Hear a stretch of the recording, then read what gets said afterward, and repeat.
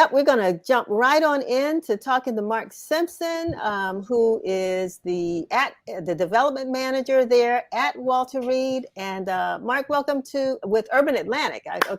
Welcome to Win TV. Great, thanks, Denise. I'm really happy to be here. Yeah, so you heard. I mean, it looks like you're going to have a great event tomorrow with this Soul Mega Fest with the beer festival. But that's just one of, I guess, many events that you all are trying to attract to the campus there. So talk about that. Sure. Yeah, and certainly thank you for the opportunity. And we're very excited to be partnering with Elliot to showcase his business and the other Black entrepreneurs at the Soul Mega Fest. So the Parks at Walter Reed is a 66-acre redevelopment of the historic Walter Reed campus in Upper Northwest DC. And the development's a public-private partnership between the district and then the master development team of Urban Atlantic, Hines, and Trident Development. And the overall development program calls for about 3.1 million square feet of new growth with a mix of apartments, condominiums, and townhomes, a Whole Foods anchored retail center, and then a variety of arts and community spaces, including a 6-acre historically protected great lawn, arts plaza, a playground, and a 10,000 square foot dog park. And over 20% of our residential homes will be affordable. So we're really excited to be delivering such a vibrant development to this historic campus. So, we were there, the Washington Informer was there when the mayor announced that she was going to do this development. It seems like it was just yesterday. And here we are. So is Urban Atlantic the development company that's overseeing all of this development there at Walter Reed? Yeah, so we're at Urban Atlantic. So we're a real estate development and finance company. Okay. We have a strong commitment to inclusive and community-driven development projects. And so we're proud to be a partner on the project. And so we are part of the master development team with our partners, Hines, and then our local CBE partner, who's Trident Development Group.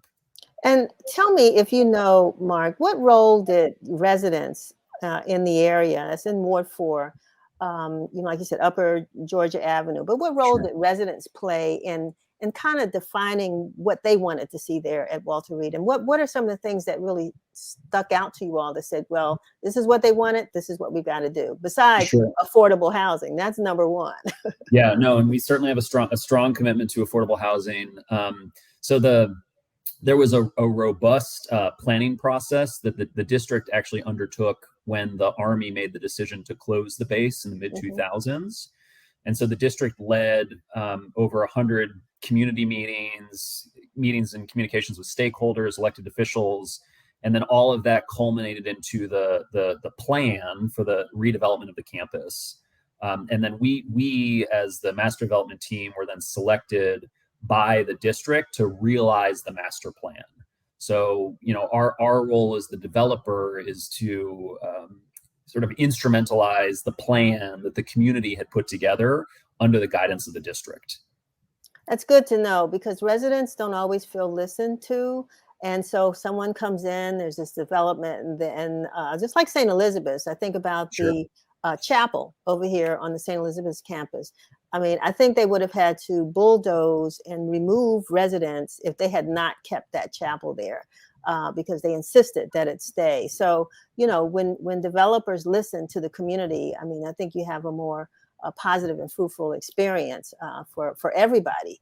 So I know we're going to talk a little bit about the farmers market that you have up there. Want to share that with us as well? Sure, yeah, and just to piggyback on that, I mean, we it's one of our core commitments as community-driven developers to incorporate feedback and input from the community, and we're constantly in contact with local neighborhood leaders and ANC officials, because we think that creating those kinds of community-driven processes lead to better outcomes for the community, creates opportunities for local partners and local businesses. And, we think ultimately, like, it can be a win-win for everyone, right? We can get the input, put together a great plan, and then realize a vision that meets many, many goals and serves a wide audience. So yeah, we're strong commitment to it. And the farmers market, I'm very excited to talk about. So that's a 8-week farmers market every Sunday morning. for the months of August and September. So we still have five markets left, and it's held at the Arts Plaza, which is located across the street from the Brooks condominium, which is one of our first new construction buildings and first for sale community on campus.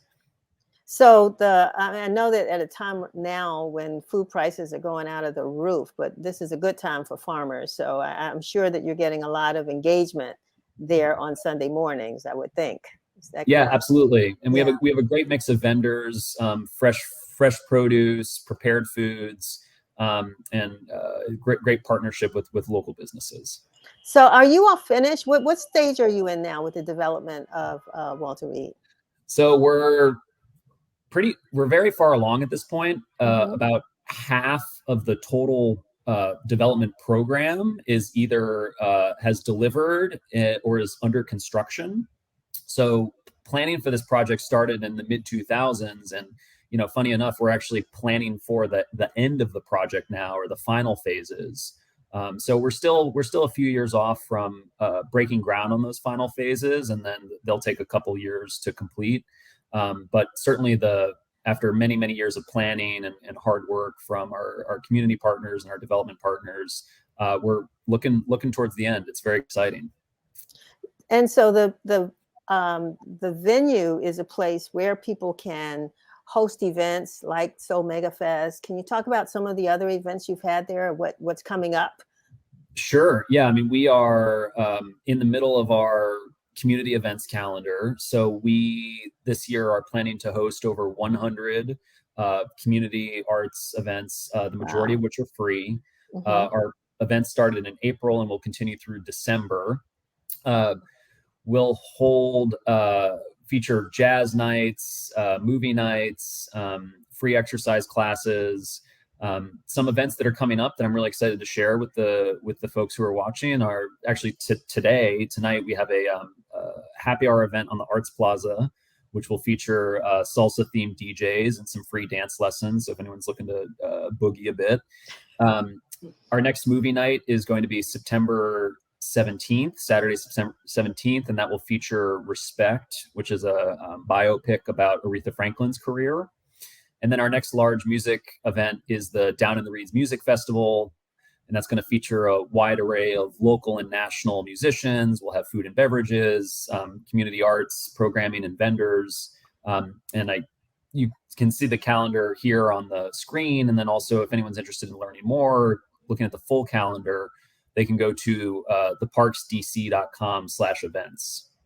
That's great. So are you saying, I know that the events are free, but if an organization wanted to host an event there, what's that process like? Do they contact Urban Atlantic? Are there fees for that? And I'm not asking you to tell me what they are, if there are, but yes, no, that kind of answer. Sure. So the best way to get in contact with us is actually through social media. So our events team also manages all of our social media communications. And we love partnering with groups such as Elliott's for the Soul Mega Fest, and we're always looking for opportunities to collaborate. We can help facilitate with venue and facilities, and so I'd encourage anyone who's watching or knows anyone who might be interested in utilizing some of our spaces for events to reach out to us on Facebook or Instagram or Twitter, and they can learn more about ways that we can collaborate. Good, good. And also, I mean, I can't believe it, but summer's almost over. We're going in the fall, and then there's winter. Do you host winter events as well? Yeah, so we have some events in fall, and our event season culminates with our holiday tree lighting and menorah lighting towards in December. Okay. And one thing that that the master plan calls for is identified some buildings that could be used for community arts and event spaces, and so we're actively in conversations with some arts groups with ideas on how to program those spaces. Wonderful, wonderful.